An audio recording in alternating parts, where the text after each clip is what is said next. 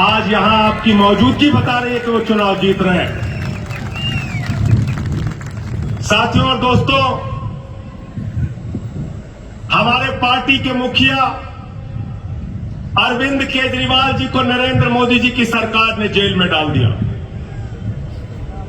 लेकिन मैं आभारी हूं उद्धव ठाकरे जी का, आभारी हूं शिवसेना का कि जब उनकी गिरफ्तारी के बाद रामलीला के मैदान में रैली हुई तो उद्धव ठाकरे जी ने वहां आकर कहा कि जब हमारी बहन सुनीता केजरीवाल मैदान में आके लड़ रही है तो एक एक शिवसैनिक और हम सारे लोग इस लड़ाई में केजरीवाल के साथ और आम आदमी पार्टी के साथ हैं। यह खासियत है उद्धव ठाकरे जी की, यह खासियत है शिव सैनिकों की, जिसका साथ दिया बहादुरी से दिया, कभी पीठ नहीं दिखाया, कभी किसी के साथ धोखेबाजी नहीं की। मैं गिरफ्तार हुआ साथियों, मेरी गिरफ्तारी के बाद संजय रावत जी मेरे घर पे पहुंचे, प्रियंका चतुर्वेदी जी पहुंची, एनसीपी के नेता शरद पवार जी का बयान आया, सुप्रिया सुले जी का बयान आया।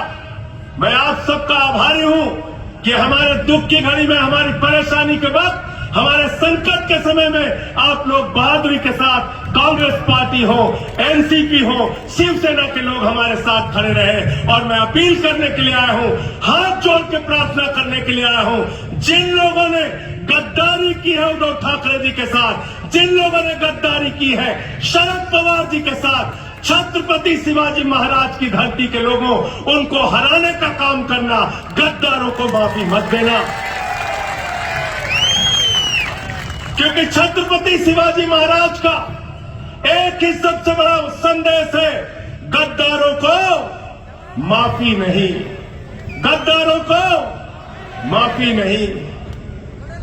बाला साहब के नाम पर, तीर कमान के नाम पे चुनाव जीतते हैं। मैंने तो कहा पिछली सभा में, मैंने अब तक सुना था बाइक चोर होते हैं, सोना चोर होते हैं, कार चोर होते हैं, लेकिन नरेंद्र मोदी और भारतीय जनता पार्टी वाले ये पार्टी चोर है, पार्टी चोर।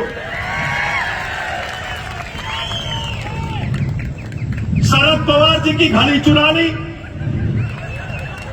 उद्धव ठाकरे जी की तीर कमान चुरा ली। अरे पार्टी चोरों, ये मसाल लेके निकले हैं हाथ में और पूरे महाराष्ट्र को जगाने के लिए निकले हैं उद्धव ठाकरे। इनकी मसाल के साथ तुमको जवाब देगी महाराष्ट्र की जनता। देश के प्रधानमंत्री कहते हैं ये गारंटी है, वो गारंटी है, वो गारंटी है। मैं कहता हूं नरेंद्र मोदी जी की एक ही गारंटी है, झूठ बोलने की गारंटी है, झूठ बोलने की गारंटी। 2 करोड़ नौकरी के नाम पे नौजवानों से झूठ बोला, किसानों की आमदनी दोगुना करने के नाम पे किसानों से झूठ बोला, महंगाई कम करने के नाम पे इस देश की जनता से झूठ बोला, काला धन लाने के नाम पे झूठ बोला, हर खाते में 15 लाख पहुंचाने के नाम पे झूठ बोला, 15 अगस्त 2022 तक पक्का मकान देने के नाम पे झूठ बोला। तो मैं कहता हूं मोदी की एक ही गारंटी है, झूठ बोलने की गारंटी, और उनकी पार्टी का नाम है भारतीय झूठा पार्टी। क्या कह रहे हैं? कह रहे 400 पार, 400 पार, 400 पार। देखो नारा तो आप लोगों ने पहले ही लगा दिया, इनके नकली नारों के चक्कर में मत पड़ना। गए थे लोग बंगाल, कहने लगे 200 पार, 200 पार, 200 पार, आई 73 सीट। गए झारखंड, कहने लगे 65 पार, 65 पार, 65 पार, आई 23 सीट। आए महाराष्ट्र, बोले 150 पार, 150 पार, 150 पार, आई 105 सीट। गए हरियाणा, कहने लगे 75 पार, 75 पार, 75 पार, आई 40 सीट। गए कर्नाटका, कहने लगे 130 पार, 130 पार, 130 पार, आई 65 सीट। गए दिल्ली, बोले 45 पार, 45 पार, 45 पार, आई 8 सीट। गए मिजोरम, कहने लगे 21 पार, 21 पार, 21 पार, आई 1 सीट। अब कह रहे 400 पार, 400 पार, 400 पार, जनता कह रही तड़ी पार, तड़ी पार, तड़ी पार। इस देश की जनता इनको हराने के लिए तैयार है, क्योंकि पूरे महाराष्ट्र में जहां हम जा रहे हैं, लोगों का एक ही कहना है, ये पार्टी तोड़ने वाले लोग, ये खोखा लेके बिकने वाले लोग, अरे विधानसभा में तो नारा लगाया शिव सैनिकों ने, 50 खोके एकदम ओके, 50 खोके एकदम ओके। लगाया था ना उद्धव जी के एमएलए ने, लगाया था ना, मुंह छिपा के भाग रहे थे एकनाथ शिंदे और उनकी पार्टी के लोग, मुंह छिपा के भाग रहे थे। इसलिए और भ्रष्टाचार के खिलाफ मोदी जी बोलते हैं। मैं तो कहता हूं बीजेपी वाले और नरेंद्र मोदी जी जब भ्रष्टाचार के खिलाफ बोलते हैं तो लगता है ओसामा बिन लादेन अहिंसा पे उपदेश दे रहा है। आप भ्रष्टाचार के खिलाफ कैसे बोलते हैं मोदी जी? आपने तो 2014 के बाद एक मोदी वॉशिंग मशीन निकाली, जितने देश के भ्रष्टाचारी हैं उनको धुल के आपने साफ कर दिया। अजीत पवार आपके साथ, छगन भुजबल आपके साथ, हसन मुशर्रफ आपके साथ, नारायण राणे आपके साथ, अशोक चौहान आपके साथ, जनार्दन रेड्डी आपके साथ, मुकुल राय आपके साथ, शुभेंदु अधिकारी आपके साथ, हेमंत बिश्व शर्मा आपके साथ, येदियुरप्पा आपके साथ, प्रज्वल रवन्ना आपके साथ। जितने भ्रष्टाचारी बलात्कारी हैं सब बीजेपी के साथ है, सब नरेंद्र मोदी के साथ।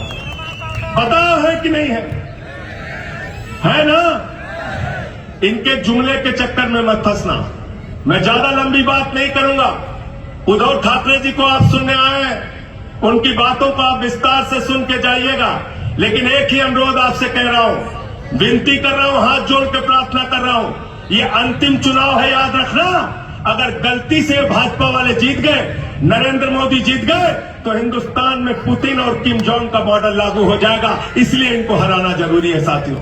ये संविधान खत्म करेंगे, ये आरक्षण खत्म करेंगे, ये इस देश के अंदर चुनाव खत्म करेंगे।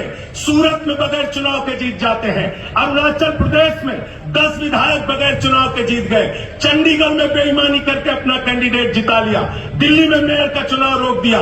बगैर चुनाव के हिंदुस्तान में जीतना चाहते हैं। ये जो चुनाव खत्म करना चाहते हैं, संविधान खत्म करना चाहते हैं, बाबा साहब डॉक्टर भीमराव अंबेडकर के विचारधारा को खत्म करना चाहते हैं, इनकी राजनीतिक पार्टी को इसी 2024 में सबक सिखाना है। इनकी राजनीति को खत्म करने का आप लोगों को काम करना है। बोलो तैयार हो ना?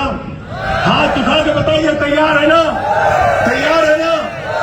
संजोग बादरे पाटिल साहब को इतने वोटों से यहां से जिताना कि बाकी लोगों की जमानतें जब्त हो जाए, सबक सिखाने का काम करना।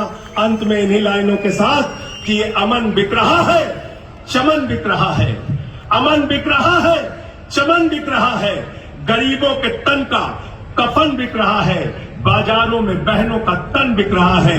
यारो बुरा न मानो तो कह दो, इन बेईमानों के हाथों वतन बिक रहा है, इन बेईमानों के हाथों वतन बिक रहा है।